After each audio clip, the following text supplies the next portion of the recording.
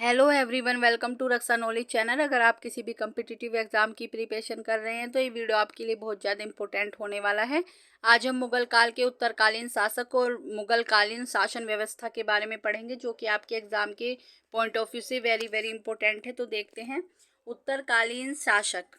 उत्तराधिकार युद्ध में बहादुर शाह का साथ किसने दिया था? तो गुरु गोविंद सिंह ने उत्तराधिकार युद्ध में बहादुर शाह का साथ दिया था। बहादुर शाह का पूर्व नाम क्या था? तो मुअज्जम था। वेरी वेरी इंपॉर्टेंट है। शाह खबर के नाम से किसे जाना जाता है? बहादुर शाह को जाना जाता था।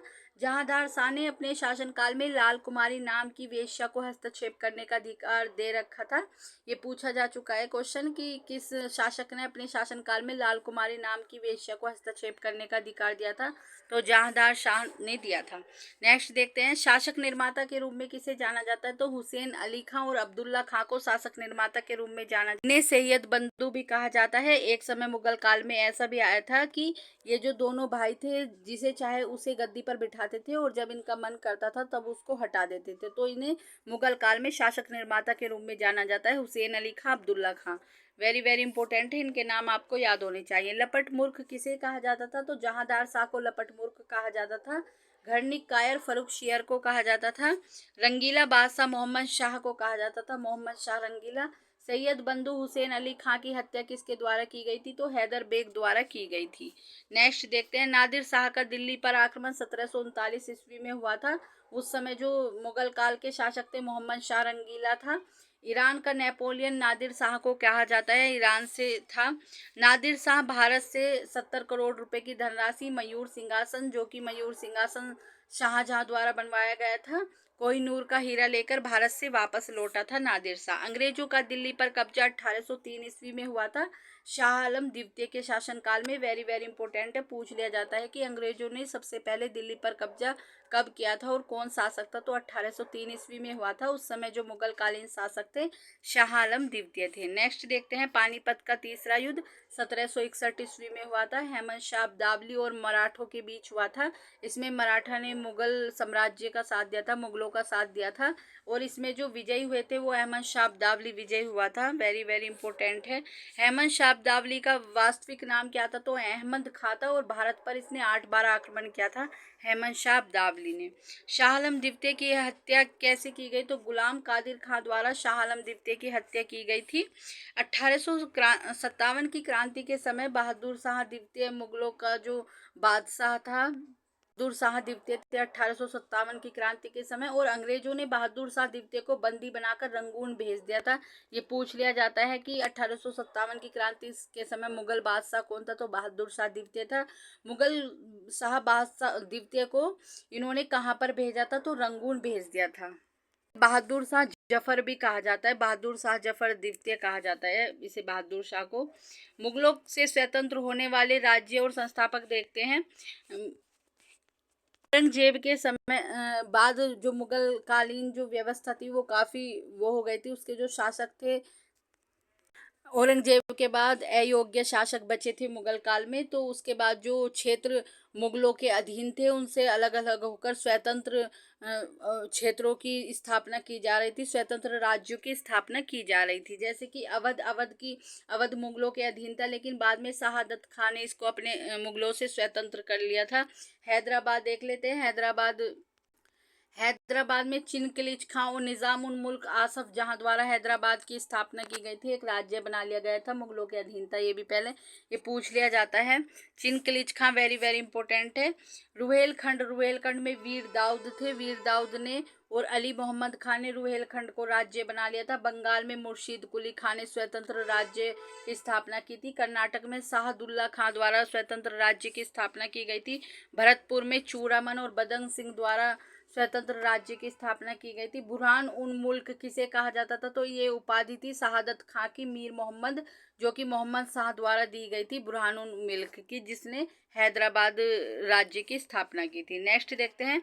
उत्तरकालीन मुगल सम्राट का क्रम देख लेते हैं। तो सबसे पहले आता है बहादुर शाह प्रथम, जिसका शासनकाल 1707 से लेकर 1712 ईस्वी तक रहा था। औरंगजेब के बाद यही आता है बहादुर शाह। 1707 में औरंगजेब की मृत्यु हुई थी। उसके बाद आता है जहांदार शाह, जिसने 1712 से लेकर 1713 ईस्वी तक शासन किया। नेक्स्ट आता है फरुख सियर, जिसने 1713 ईस्वी से लेकर 1719 ईस्वी तक शासन किया। फिर आता है मोहम्मद शाह रंगीला, जिसने 1719 ईस्वी से लेकर 1748 ईस्वी तक शासन किया। फिर आता है अहमद शाह, जिसने 1748 से लेकर 1754 ईस्वी तक शासन किया। नेक्स्ट देखते हैं। फिर आता है आलमगीर द्वितीय, जिसने 1754 से लेकर 1759 तक शासन किया। शाह आलम द्वितीय 1759 से लेकर 1806 ईस्वी तक शासन किया। अकबर द्वितीय, जिसने 1806 से लेकर 1837 ईस्वी तक शासन किया। फिर सबसे बाद में आता है बहादुर शाह द्वितीय या बहादुर शाह जफर द्वितीय, जिसने 1837 से लेकर 1857 ईस्वी तक शासन किया। पूछ भी लिया जाता है कि मुगल काल का सबसे अंतिम शासक कौन था, तो यही था बहादुर शाह जफर द्वितीय। वेरी वेरी इंपॉर्टेंट है। मुगल काल की शासन व्यवस्था देखते हैं। मंत्री परिषद को क्या कहा जाता था, तो विजारत कहा जाता था मुगल काल में मंत्री परिषद को। यूपीपीसीएस में इनसे काफी क्वेश्चन पूछे जाते हैं। सूबेदार किसे कहा जाता था, जो प्रांतों की शांति स्थापित करता था। कहीं पर लड़ाई झगड़ा हो जाता था तो वहां पर जो शांति बनाए रखने के लिए जो एक अधिकारी होता था उसको सूबेदार कहा जाता था। काजी या सद्र भी कहा जाता था, न्याय विभाग का प्रमुख होता था काजी। दीवान किसे कहा जाता था, ये प्रांतीय राजसभा का प्रधान होता था। जो प्रांतों में राजसभा इकट्ठा किया जाता था उसका प्रधान होता था दीवान। बख्शी किसे कहा जाता था, प्रांतीय सैन्य विभाग का प्रधान होता था बख्शी। फौजदार जिले का फौजी अधिकारी होता था। आमिल या अमल गुजार वेरी वेरी इंपॉर्टेंट है, एक बार यूपीपीसीएस में पूछा जा चुका है। जिले का राजस्व अधिकारी होता था आमिल। अमल गुजार भी कहा जाता था इसको। कोतवाल नगर प्रधान होता था, नगर की रक्षा करता था कोतवाल। आमिल किसे कहा जाता था, कृषकों के लिए लगान निर्धारित करना कि किस कृषक को कितना लगान देना है, ये आमिल का कार्य होता था। नेक्स्ट देखते हैं। मदत मास किसे कहा जाता था, तो ये लगान ही भूमि को मदत मास कहा जाता था। वेरी वेरी इंपॉर्टेंट है, पूछ लिया गया है। इसका जो निरीक्षण करता था कि ये भूमि लगानहीन है या नहीं, इसके निरीक्षण का जो करता था उसको सद्र कहा जाता था। मदत-ए-माश पूछ लिया गया है कि किसे कहा जाता था, तो लगानहीन भूमि को मदत-ए-माश कहा जाता था। नेक्स्ट देखते हैं। मीर समन किसे कहा जाता था, घरेलू विभागों का प्रधान होता था मीर समन। दरोगा ए डाक चौकी किसे कहा जाता था, गुप्तचर विभाग का प्रधान होता था दरोगा ए डाक चौकी। मुहत्सिब किसे कहा जाता था, शरीयत के प्रतिकूल कार्य करने वालों को रोकना मुहत्सिब का कार्य होता था। मुहत्सिब अधिकारी का कार्य होता था। प्रशासनिक इकाई देख लेते हैं, ऊपर से नीचे की तरफ चलेंगे हम। सबसे पहले सूबो आता था, सूबों के बाद सरकार आता था, सरकार के बाद परगना या महाल आता था। जिला या दस्तूर पूछ भी लिया जाता है। दस्तूर किसे कहा जाता था, तो जिला को दस्तूर कहा जाता था। और परगना और महाल जैसे कि स्टेट होते हैं, राज्य होते हैं, उनको परगना या महाल कहा जाता था। और ग्राम सबसे छोटी इकाई होती थी गांव।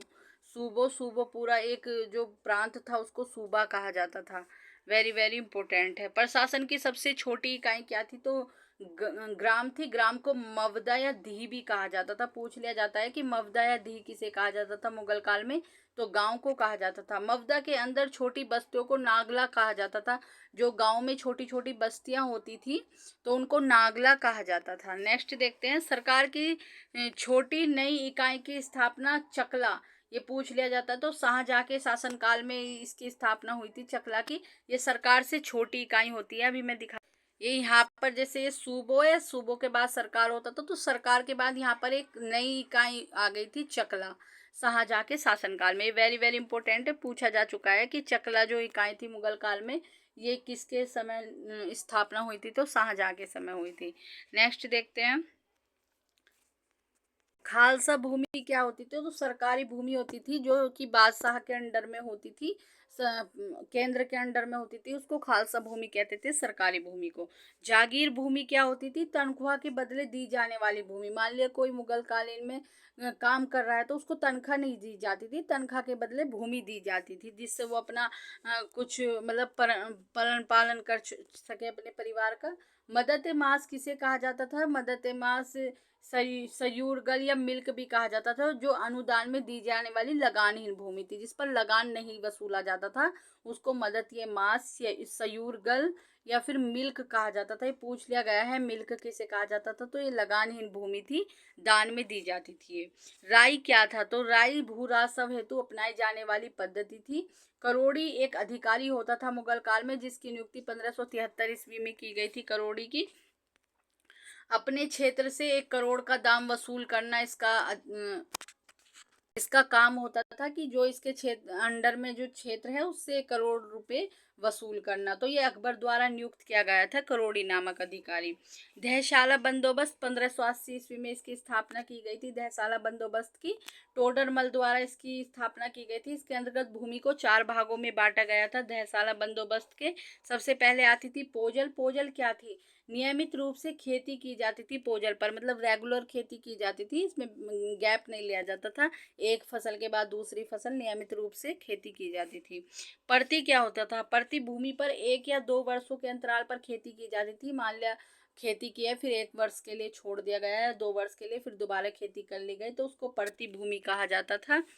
चाचर क्या था? 3 से 4 वर्षों के अंतराल में खेती की जाती थी, मतलब एक बार खेती की फिर 3-4 साल के लिए छोड़ दिया फिर दोबारा खेती की, तो उसको चाचर भूमि कहा जाता था। बंजर क्या होती थी? इस पर खेती करने योग्य नहीं होती थी, इसमें फसल नहीं उगती थी, ये लगान नहीं वसूला जाता था। मतलब कोई इस खेती पे कुछ कर रहा है तो उससे लगान नहीं लिया जाता था, क्योंकि ये बंजर भूमि थी। नस्क प्रणाली क्या थी? भू राजस्व राशि का उपज का आधा भाग होता था। नस्क प्रणाली औरंगजेब द्वारा शुरू की गई थी। खुद कास्ट क्या था? किसान उसी गांव में खेती करते थे जहाँ के वो निवासी थे। मान लो कोई किसान है जहाँ पर रहता है, वहीं पर उसी गांव की जमीन पर खेती करना, उसको खुद कास्ट किसान बोलते थे। पाही कास्ट क्या होता था? किसान दूसरे गांव जाकर खेती करते थे, मतलब जहाँ पर वो रहते थे वहां पर नहीं करते थे, दूसरे गांव जाकर खेती करते थे, उसको पाही कास्ट कहा जाता था। मुजारियन किसे कहा जाता था? जो खुदा कास्ट कृषकों से भूमि लेकर खेती करता था, जो कि अपने गांव में ही खेती करते थे, उनसे खेती लेकर कुछ समय के लिए उस पर जो खेती करता था उसको मुजारियन कहा जाता था मुगल काल में। रुपये की सर्वाधिक ढलाई औरंगजेब के समय हुई थी। आना सिक्कों का प्रचलन शाहजहां द्वारा किया गया था। वेरी वेरी इंपॉर्टेंट है, पूछ लिया जाता है। संसव क्या है? तो सोने के सिक्के थे मुगल काल में, यूपीपीसीएस में पूछा जा चुका है। स्वर्ण का सबसे प्रचलित सिक्का इलाही था। दाम क्या थे? तो ये तांबे के सिक्के थे दाम। नेक्स्ट देखते हैं, 2 अस्पा सिंह अस्पा क्या थे? तो ये सवार पद थे, जैसे कि कोई हाथी के लिए पद, घुड़सवार के लिए पद, तो ये जहांगीर के द्वारा शुरू किए गए थे। वेरी वेरी इंपॉर्टेंट है, क्वेश्चन पूछ लिया गया है। प्रथम पद जो सबसे पहले इस प्रणाली के तहत दिया गया था, तो महाबत खां को प्रथम पद दिया गया था। 2 अस्पा सिंह अस्पा सवार पद थे, जैसे कि हाथी के लिए हो गया, घोड़ों के लिए होगा, किसे कौन सा पद देना है, तो ये इसने जहांगीर ने शुरू की थी 2 अस्पा सिंह अस्पा प्रणाली। नेक्स्ट देखते हैं, गल्ला बख्शी क्या था? फसल का कुछ भाग सरकार द्वारा ले लिया जाता था, इसे गल्ला बख्शी बोलते थे। नसक क्या था? खड़ी फसल के आधार पर लगान लगाकर फसल काटने लिया जाता था। मान लिया फसल खड़ी है, बोई है, तो उस पर पहले ही निर्धारित कर दिया जाता था कि इस फसल पर इतना लगान लिया जाएगा, फिर चाहे किसान को नुकसान हो या फिर ज़्यादा मुनाफा हो, उस लगान को लिया जाता था। नेक्स्ट देखते हैं, जब्ती क्या था? बोई फसल के आधार पर लगान निर्धारित किया जाता था। मान लिया बोई गई है फसल, जब कट रही है फसल तो उस पर तभी लगान लिया जाता था, उसको जब्ती प्रणाली बोलते थे। दोस्तों आज हमारा मुगल कालीन साम्राज्य कंप्लीट होता है।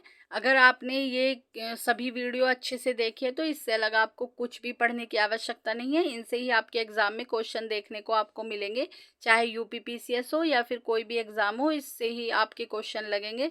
अगर आपको क्वेश्चन का लेवल अच्छा लगा हो तो चैनल को सब्सक्राइब, वीडियो को लाइक एंड शेयर करें। Thank you so much.